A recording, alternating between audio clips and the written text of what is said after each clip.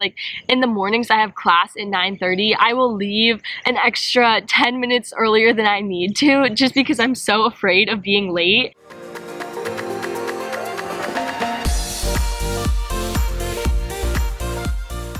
Hey guys, and welcome back to my YouTube channel. My name is Montana and I was an exchange student in Germany this past year, but now I make YouTube videos on both German and American culture. Today's video is actually German things that I still do 6 months later. So German habits that I've picked up and just different very German things. You guys will see what I mean in a second. Unfortunately, I have not been in Germany for over 6 months. My exchange was supposed to last until June, but because of coronavirus, we were sent home in March with 24 hours to pack up our stuff and head to the Frankfurt airport. Anyways, there's still so much of Germany and like all of the things that I did while in Germany that have just been so ingrained into me even after living there for just 8 months or less than a year, which is kind of crazy, but just goes to show what German things stuck with me, and maybe in the future I will be talking about what German things I do not do anymore and I do not miss. Getting into my first point, it's definitely German punctuality, not as much of a cultural aspect of the United States. People are late all the time and you just say sorry and forget about it. There's so many people who I'm friends with who I know are just always late, and they think that when you say 1 o'clock it means 1:30, my mom included. But in Germany it is a big deal whether or not you get somewhere on time, and it's just part of the culture to show up early rather than late. So like German time is 5 minutes early versus my mom's Vietnamese time is like 1 hour late. Since coming back from Germany, I'm always more towards the early side. It's not like I was late before, but I would definitely push it and get there like right on time, or feel the need to like speed to get there on time. Not that I did that, but now I just make sure to get there early, and whenever something happens, like in the mornings I have class at 9:30, I will leave an extra 10 minutes earlier than I need to just because I'm so afraid of being late. I don't know if I'm ever going to get over that, but I do think it is a good trait to have. The other thing that I've been doing that is so German, and I can't believe that it changed me because I feel like my personality regarding this activity really changed after living in Germany, and that is just despising small talk. So before I'm still a very social person, if that is not conveyed through these videos, but before moving to Germany, I really liked small talk. I thought it was a fun way to meet new people when you were at like a camp or a club and you didn't know someone and you wanted to introduce yourself. But after living in Germany, where that is essentially not a big thing at all, like you go straight into talking about deep complex thoughts with friends and you kind of skip the whole small talk area. Coming back to the United States after living in Germany, I just got exhausted by the amount of small talk you would do, even just with employees at a store or like your teachers or new peers that you meet. It just did not click in my head anymore why we did that, because it was just so exhausting and draining.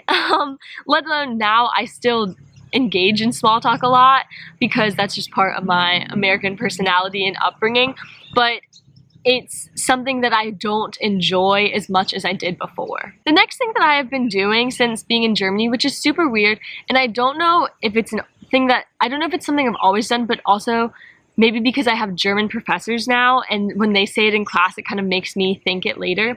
And that's using the phrase like, it will be working or it is working. I think that Germans kind of do this a lot when they're speaking English because they add the is or the are when it's not needed. So instead of saying it works, they say it is working. Reason for this is most likely because there's no difference in German, which makes it hard to figure out where the difference is in English. But some of my teachers, I think, do this, and so then I've started adding it to my sentences, and it doesn't make sense, but to me it does sometimes, and hopefully you guys understand where I'm going with there. Another kind of German speaking grammar part that I've definitely still done is having this need to use German words, but there's no translation in English. The best one that I would say is doch, and whenever I think of a conversation, it's so hard to give a perfect example of the word doch, but it basically means no, you're wrong, I'm right.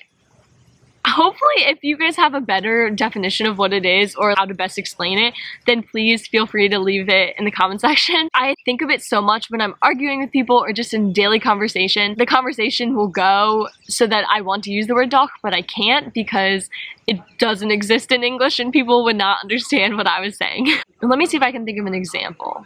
Okay, so if somebody said, "This cake tastes disgusting," then you could say, "Doch, it does not taste disgusting." Or just say the word doch, like you don't need the whole background of it. That was definitely an example of where I would have wanted to use doch, but you just can't. There are a lot of other German words where I do this for, but it's waning off as the time grows from when I was actually in Germany. Another little habit that I picked up from being in Germany, but now in the US, is always wanting to use WhatsApp.